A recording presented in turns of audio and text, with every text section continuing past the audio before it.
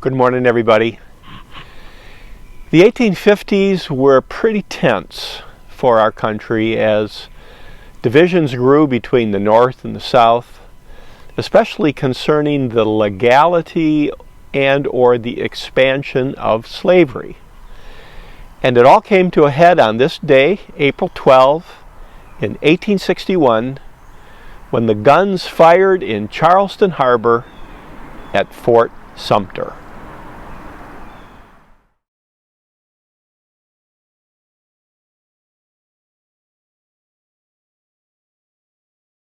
In 1787, the Northwest Ordinance prohibited the expansion of slavery into the Great Lakes states. So early on in our country's history, there's a sense slavery should not expand. After we bought the Louisiana Territory from the French, a question arose, what about the states carved from that territory? Will they be slave or free? Well, in 1820, Missouri entered as a slave state, but a line was drawn, that bold red line, which said no slavery north of that line, and that's known as the Missouri Compromise.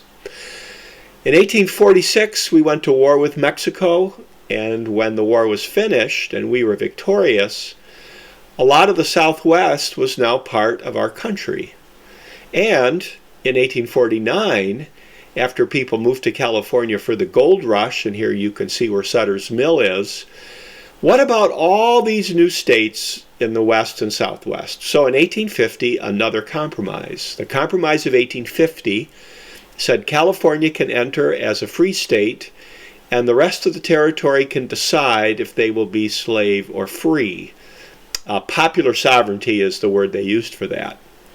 In 1854, Stephen Douglas pushed through Congress the Kansas-Nebraska Act, and by allowing the people of Kansas and Nebraska to choose if they could be slave or free, it seemed to repeal that red line of the Missouri Compromise. And as a reaction to that, a new party was formed, the Republican Party in Ripon, Wisconsin, 1854, with a goal of resisting the Kansas-Nebraska Act. So that's the origin of the modern Republican Party. And it was also around this time that Abraham Lincoln, a young lawyer from Illinois, stood up and gave a speech against the Kansas-Nebraska Act. And for Lincoln at this time, the big issue was the prohibition of the expansion of slavery, not getting rid of slavery in the southern states. Well, Kansas became kind of a microcosm of the Civil War. The pro-slavery and the anti-slavery people sent citizens into Kansas, many of them armed. There was fighting, and it pointed toward the Civil War in many ways.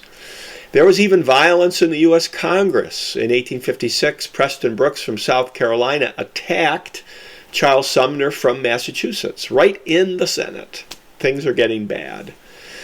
Now, in the North, there were a group of people called abolitionists. They wanted to abolish slavery. They were pretty hardcore. And for Southerners, they thought most Northerners were that way, even though that was a simplistic view, but that's what they felt. In 1858, Douglas and Lincoln had their debates to see who would be a senator from Illinois. Douglas won, but Lincoln became a national spokesman for that idea that slavery should not expand. In 1859, John Brown attacked the Harper's Ferry Arsenal in Virginia, West Virginia today. The idea was to get weapons and hand them out to slaves and cause a revolt. This was the absolute nightmare for the South. And for many Southerners, it just hardened their view that Northerners were after them and their way of life. The election of 1860 had 4 candidates: Lincoln for the Republicans, Douglas for the Northern Democrats, Breckinridge for the Southern Democrats, Bell for the Constitutional Union Party. When it was all finished, Lincoln won with 39% of the popular vote, but a majority of the electoral vote. And a month after he was elected, South Carolina left the Union in December. So all through December, January, February, states are leaving the Union. What about federal property? Most of the federal forts turned themselves over to the South, but not Fort Sumter in Charleston. And this became kind of a symbol for both sides about digging in. And it was on this date, April 12, 1861, that the South attacked the garrison at Fort Sumter thus beginning the Civil War.